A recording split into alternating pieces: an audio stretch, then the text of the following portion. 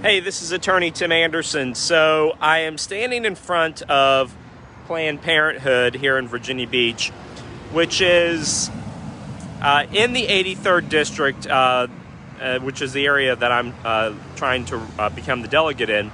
And I'm standing here because I want to talk about a couple things dealing with abortion. So I want to explain Roe versus Wade, and most importantly, the case of Planned Parenthood versus Casey, to help everybody understand a couple of things when it deals with abortion.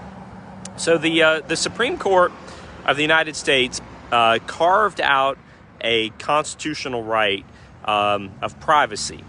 And when they carved that out, there's nothing in the Constitution that talks about rights of privacy, but they carved it out in the Roe case, and then they reaffirmed it in the Casey case. And basically, what Roe argued is that her right to have an abortion is a right of privacy. And the Supreme Court granted that. Now listen, I'm taking very complicated Supreme Court decisions and I'm trying to break it down to just very quick talking points. It's a lot more to it than this. But the Supreme Court said that, yes, a woman has a right to an abortion up to a point of viability of the child. And then the court put some trimester restrictions on when you could have an abortion and when you can't. And then there was a case in 1992 called Planned Parenthood versus Casey, which laid out the current status that we have today. Now, I'm saying all of that because there is now a new Supreme Court case that's coming up in Mississippi that is going to challenge abortion even more. Basically, Mississippi has a law that bans abortions after 15 weeks, and the Supreme Court's going to take that case up. Where we are currently at right now in the law on this is that first trimester abortions are pretty much there's not going to be a law that you're going to be able to pass to ban first trimester abortions, the way that the Supreme Court's interpreted Casey.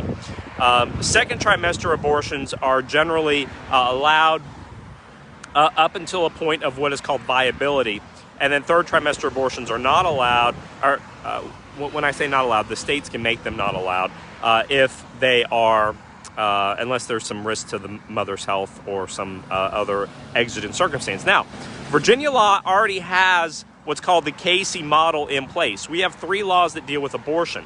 So there's no law that you could pass in Virginia that's going to change the Casey decision. Casey has set out this procedure, and basically first trimester abortions are untouchable for the most part. It's a woman's right to privacy. That's what the Supreme Court has said. You can't fix that by creating a law. And so even this new Mississippi bill doesn't undo first trimester abortions. It's basically saying anything after the 15-week period would be illegal, which is about 2 months sooner than the Casey decision currently allows. So if the Supreme Court goes along with it, it's going to allow some restrictions on abortions up to the 15th week if the states require it. Now, that doesn't mean that Virginia has to follow that. That just means that that's where the floor would be, and it would be up to states to do that. So I'm saying all that to say this. There is no law that can be passed in the United States that's going to ban first trimester abortions, which is the majority of what happens in this facility and other facilities, because the Supreme Court has held twice now in Roe versus Wade and Planned Parenthood versus Casey that those first trimester abortions are going to be a woman's right of privacy. All right, and that's just where we are in the law.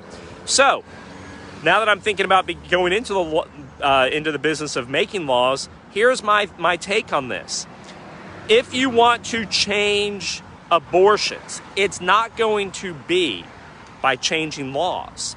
It's going to be by supporting groups that are out there giving women more choices other than abortions. So we have a group here in Virginia Beach in the Hampton Roads area called the Tidewater Crisis Pregnancy Center.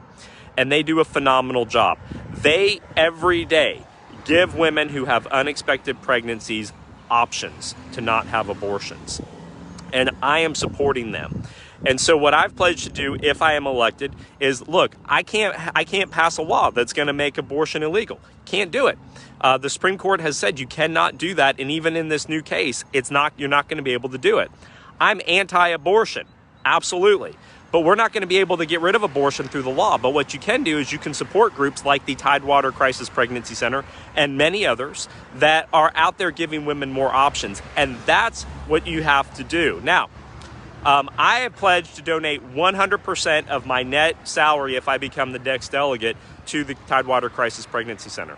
Look, so if you are interested in this issue, you're not going to, the pro-life, the pro-choice thing, all of that is just to spin you up into a camp.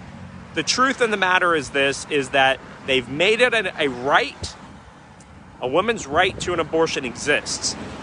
And the only way to override that right is for the Supreme Court to absolutely reverse itself, which is highly unlikely, or for a United States constitutional amendment to go in place overriding the Casey and Roe versus Wade decision.